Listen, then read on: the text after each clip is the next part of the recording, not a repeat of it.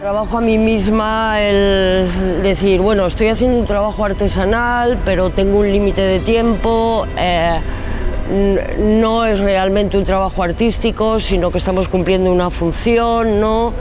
Y desde el principio decía, ¿cómo vamos a hacer esto en mes y medio, ¿no? ¿Cómo vamos a llegar a nuestra máxima en mes y medio, ¿no?